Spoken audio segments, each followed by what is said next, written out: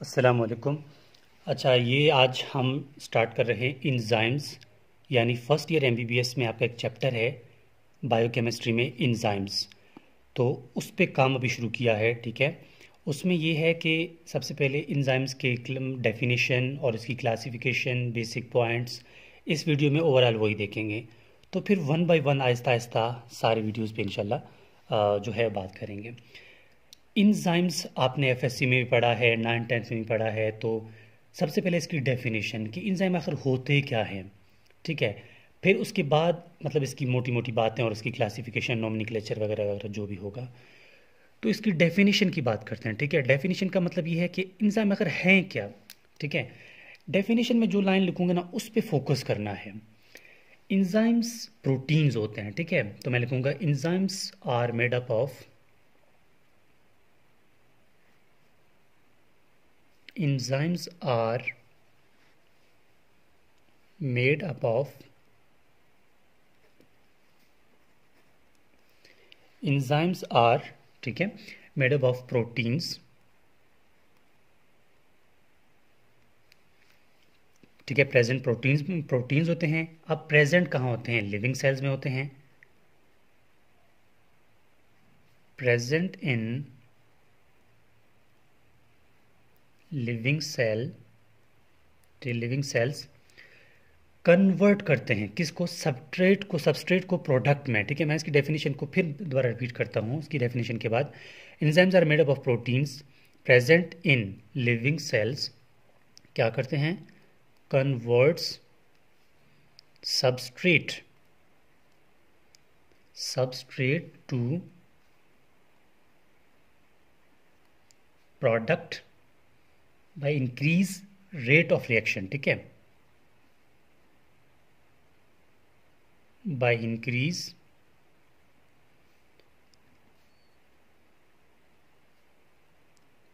rate of reaction and उसके बाद क्या होगा? जो इंजाइम इटसेल्फ है ना वो रिएक्शन में चेंज नहीं होगा। Enzyme unchanged in reaction.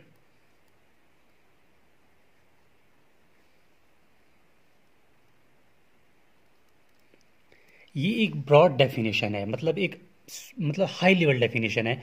ये आपको अगर आता है तो कुछ टेंशन की बात नहीं है। क्या बोलता है कि enzymes are made up of proteins present in living organisms या लिविंग सेल्स में प्रेजेंट होते हैं। Convert substrate to product by increasing the rate of reaction, enzyme unchanged in reaction. मिसाल, ये कोई सबस्ट्रेट है, कोई चीज़ है, इसको हमने प्रोडक्ट में कन्वर्ट करना है, ठीक है। प्रोडक्ट में कन्वर्ट करना है तो ये खुद तो चेंज नहीं होगा ना। तो इसके लिए क्या होगा? इसके लिए क्या आएगा? इंजाइम्स एक्ट करेंगे। इंजाइम आके एक्ट करेंगे तो क्या होगा? इन रेट ऑफ रिएक्शन को इंक्रीज करेंगे, मतलब इसको बोलेंगे जल्दी जल्दी यहाँ से तूने प्रोडक्ट में कन्वर्ट होना है, ठीक है। आप ये इसकी मतलब सिंपल एग्जांपल आप देख लेना कि कोई भी ऐसी चीज़ है उसको धकेल दे कि भाई आपने किस में कन्वर्ट होना है, किसी चीज़ में, और ख़ुद जो है मतलब दो बंदे लड़ रहे हैं ना, ए और बी लड़ रहे हैं ना, ठीक है। ये खुद नहीं लड़ेंगे, तीसरा बंदा आएगा, इनको सही तरह लड़ाएगा, और ख़ुद तो उसको पता ही नहीं है कि मैंने किसी को कुछ लड़ाया है, और बाद में वहाँ से चला जाएगा। इंजाइम का भी यही काम है, ठीक है। तो ये इंजाइम की एक बात होगी कि इंजाइम्स नेचुरली क्या है? नेचुरली जो इंजाइम्स होते हैं वो प्रोटीन्स होते हैं, ठीक है। अब इंजाइम्स की बाज़ औक़ात ऐसा इंजाइम होता है हमारे पास जो प्रोटीन, मतलब ऐसी बहुत सारी ऐसे हमारे पास इंजाइम्स होते हैं, ठीक है, जो मतलब दो पोर्शन होते हैं उसके। एक इंजाइम पोर्शन होता है, एक प्रोटीन पोर्शन होता है, एक नॉन प्रोटीन पोर्शन होता है, ठीक है। मिसाल, ये कोई मेरे पास ऐसा इंजाइम है, ठीक है, ये प्रोटीन पोर्शन है इसका, नीचे जो है वो प्रोटीन मतलब नॉन प्रोटीन नेचर है इसका।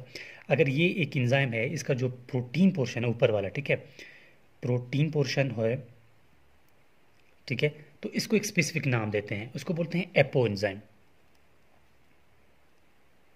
एपो एंजाइम, ये एमसीक्यूज पॉइंट है। ये नीचे वाला मिसाल, ये नॉन प्रोटीन पार्ट है, नॉन प्रोटीन पार्ट, तो इसको बोलते हैं कोफैक्टर, ठीक है, को फैक्टर। ये एक जनरल बात है, ठीक है। आपके पहले चैप्टर में जो है वो इस तरह की डिस्कशन की हुई है, इसीलिए मैं इस बात को यहाँ लिख रहा हूँ, ठीक है। यहाँ तो आपको पता चला कि एंजाइम्स होते क्या हैं, ठीक है, और इसकी मेन आपको कुछ पता चला कि किस तरह ये कोफैक्टर क्या होता है, को एंजाइम्स क्या होता है, वगैरह वगैरह। अच्छा, अब हम देखेंगे कि यहाँ आपके बुक में ना आप सत्यनारायण या जो भी आपका बायोकेमिस्ट्री बुक है वहाँ आपको इंजाइम्स की सारी क्लासिफिकेशन बताई गई है। तो क्लासिफिकेशन बताई गई थी। अब ऐसा है कि इंजाइम्स को आपको पता होना चाहिए कि क्योंकि बेसिक इंट्रोडक्शन है, हर इंजाइम के लास्ट में एज वर्ड आएगा, ठीक है। अगर इंजाइम लाइपेज है, लाइपेज, तो ये किस पे एक्ट करेगा? लिपिड्स पे एक्ट करेगा, ठीक है, लिपिड्स, ये लिपिड्स पे एक्ट करेगा, ठीक है। अगर इंजाइम हमारे पास न्यूक्लिएज है, न्यूक्लिएज, ये न्यूक्लिक एसिड पे एक्ट करेगा, ठीक है, तो इस पे एक्ट करेगा न्यूक्लिक एसिड, ये एक्सपेक्ट करेगा, ठीक है। इसी तरह बहुत सारी, या मिसाल लैक्टेज है, लैक्टेज किस पे एक्ट करेगा? लैक्टोज पे, ठीक है, ये लैक्टेज है, लैक्टेज किस पे एक्ट करेगा? लैक्टोज पे। इस तरह इंजाइम्स के मुख्तलिफ जो है आपको पता चलेगा कि इंजाइम जो है वो लास्ट में एज आ रहा है इसके, तो इसके मुताबिक जो है वो एक्ट करेगा। अब जो है इंजाइम की एक मेन क्लासिफिकेशन है, क्लासिफिकेशन ऑफ इंजाइम, ठीक है। आपको क्लासिफिकेशन इंजाइम को एक याद रखने के लिए पहले तो मैं इसकी क्लासिफिकेशन, ठीक है, इंजाइम की क्लासिफिकेशन है। इस क्लासिफिकेशन को आपने उसी सीक्वेंस में याद रखना है।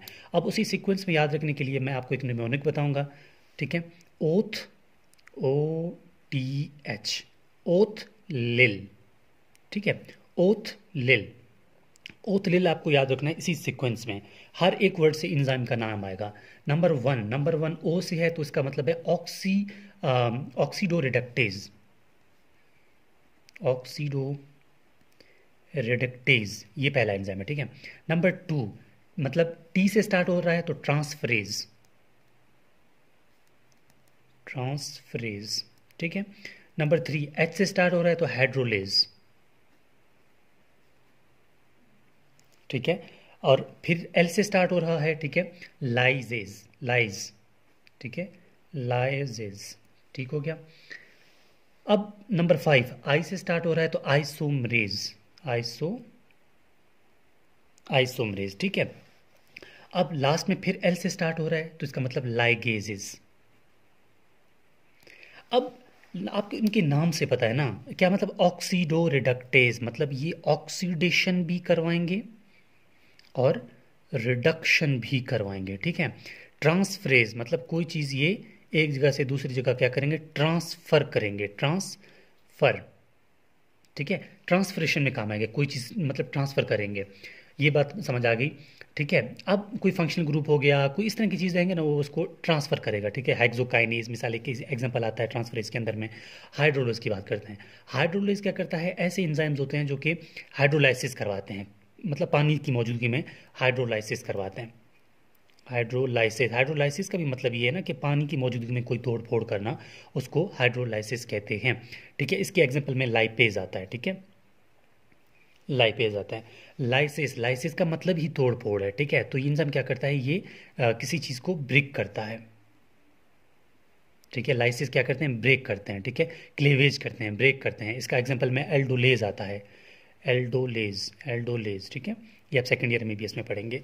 तो आइसोमेरेज आपको नाम से पता चला गया, एक चीज़ का आइसोमर होना। रेटिनोल आइसोमेरेज इसका मेन एग्जांपल है, ठीक है, रेटिनोल आइसोमेरेज, ठीक है। ये मुख्तलिफ एंजाइम्स के नाम आते हैं, आपको सिर्फ इतना पता होना चाहिए कि मेन क्लासिफिकेशन यही है, ठीक है। तो मैं लिख देता हूँ इसके एग्जांपल में रेटिनोल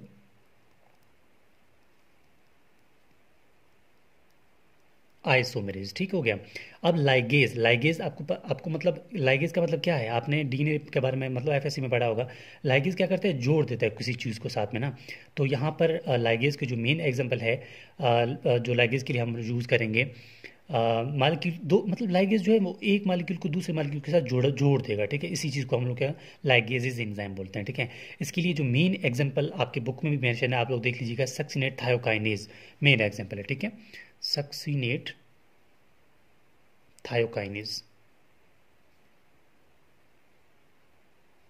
ये आपके मेन एग्जांपल आता है। तो ये एक जस्ट एक रिव्यू था कि इंजाइम्स होते क्या हैं, इंजाइम की पहचान क्या है, मेन क्लासिफिकेशन क्या है, ठीक है। अब इसके बाद जो भी लेक्चर हम बनाएंगे उसमें आपको बता देंगे कि इंजाइम पे कौन कौन से फैक्टर एक्ट करते हैं जिसकी वजह से जो है वो इंजाइम का जो है काम में या तो बढ़ जाता है या फिर कम होता है। मैंने यहाँ लिखा ना कि इंजाइम्स आर प्रोटीन, प्रोटीन होते हैं, लिविंग सेल में होते हैं, सबस्ट्रेट को प्रोडक्ट में कन्वर्ट करते हैं bye increase rate of reaction. कैसे इंक्रीज रूट ऑफ रिएक्शन, यही तो देखेंगे अगले वीडियो में कि रेट ऑफ रिएक्शन इंक्रीज हो रहा है, डिक्रीज हो रहा है, कौन कौन से फैक्टर्स हैं।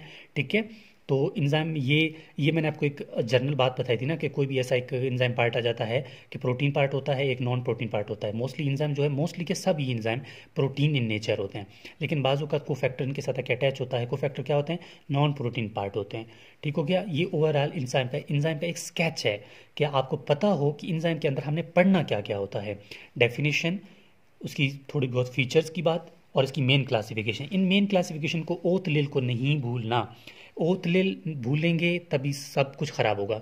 इसी सीक्वेंस पे आपने काम करना है। ठीक है, आपके पेपर में या वाइवा में यही पूछा जा सकता है कि क्लासिफाई द एंजाइम।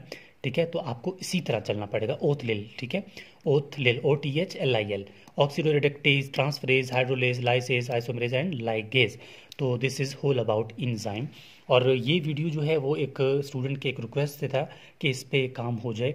तो डॉक्टर, ये वीडियो आप ही के लिए है और आप ही की वजह से बना है।